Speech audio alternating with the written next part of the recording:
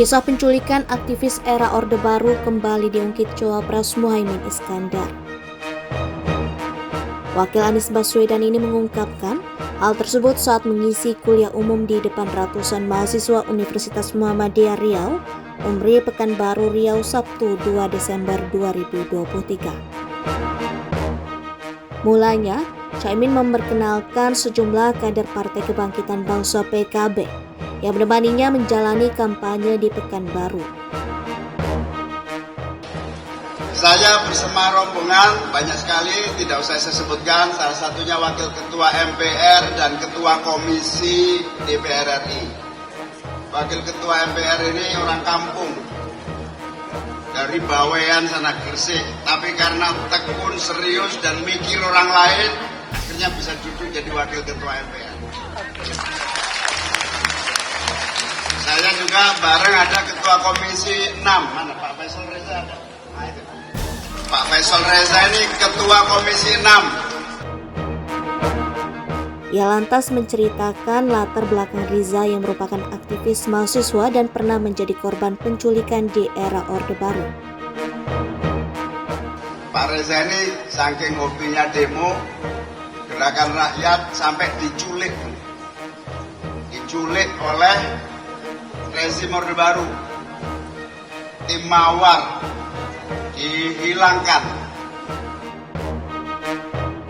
Ketua Umum PKB itu menyatakan Riza merupakan salah satu aktivis yang beruntung karena dikembalikan.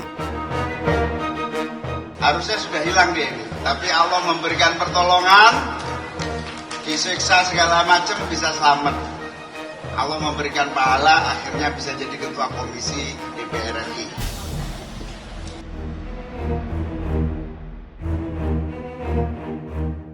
Strum digantung, kemudian juga disemprot rokok.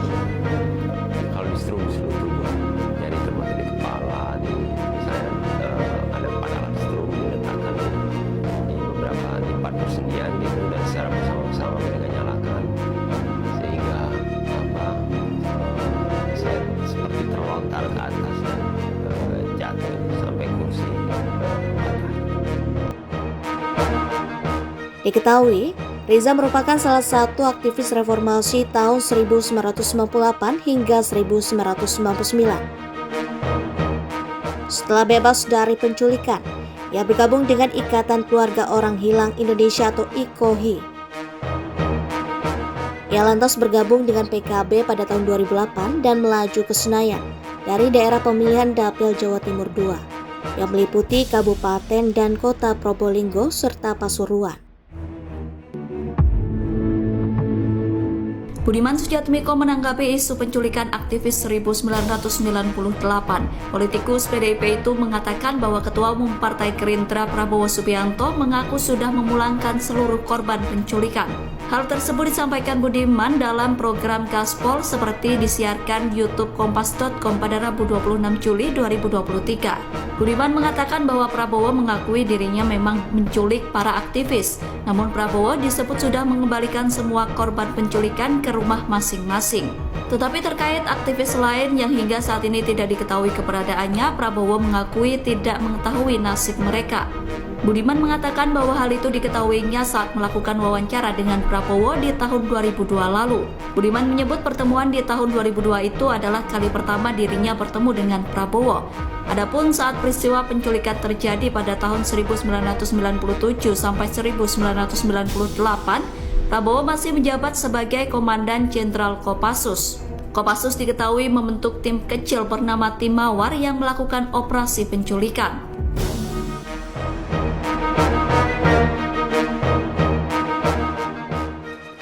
Waktu saya diberhentikan atau dipaksa pensiun dini, ya kan? Saya sedih juga itu, ya. Wah, masih gagah. Sekarang ya setengah gagah lah masih.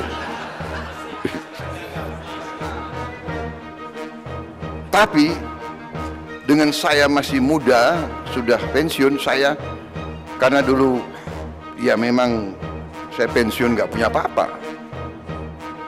Saya jadi pedagang, saya jadi pengusaha, dan Tuhan memberi ya, Di situ saya merasa, oh, mungkin itu maksudnya yang Maha Kuasa. Dan dulu saya agak dekat sama Gus Dur. Gus Dur itu, orang mau percaya nggak percaya, kadang-kadang punya sesuatu, bisa melihat jauh ke depan. Karena saya dekat sama beliau, waktu beliau presiden, saya sering dipanggil oleh beliau. Jadi waktu itu usia saya masih ya relatif muda, ya masih fit. Saya sebetulnya berharap dari Gus Dur, karena dia presiden dan dia tahu bahwa saya sebenarnya tidak bersalah. Saya berharap kalau bisa dia rehabilitasi saya, mengembalikan saya sebagai seorang jenderal. Sebetulnya harapan saya itu. Tapi beliau panggil saya. Habis itu beliau punya satu teknik kalau mau kasih tahu. Beliau suruh saya ke Jawa Tengah, ketemu satu kiai yang beliau anggap agak punya kelebihan kemampuan. Prabowo kok menghadap kiai itu. Saya datang ke Jawa Tengah, saya menghadap kiai itu. Kemudian kiai itu mengatakan kepada saya, sudah Mas Bowo, udah ndak usah mikir lagi kembali ke tentara. Mas Bowo, jadi pengusaha saja. Lemes aku. Hah? Ketawa lagi. Wah, aduh, ini memang ulama Indonesia ini. Kecewa saya. Waduh, ya masih menggebu-gebu kan, pengen gagah kembali kan. Saya enggak, dalam arti kan dituduh ini kan tidak terjadi. Sudah, habis itu saya kembali ketemu Gus Dur. Gus Dur kayaknya sudah tahu ya, enggak? Gimana Mas Bowo? Ya katanya suruh jadi pengusaha. Gus, ya sudah, kamu pengusaha saja. Tapi ternyata ya, mungkin itu yang menyelamatkan saya. Akhirnya saya jadi pengusaha. Tuhan memberi kebaikan, memberi rezeki yang baik, yang halal. Akhirnya saya bisa bantu banyak orang. Dan begitu saya agak lumayan, kembali lagi. Waduh, ini gimana? Bagaimana saya bisa mengabdi dan berbakti kepada negara? Oke, saya masuk politik. Disitulah saya mulai masuk politik.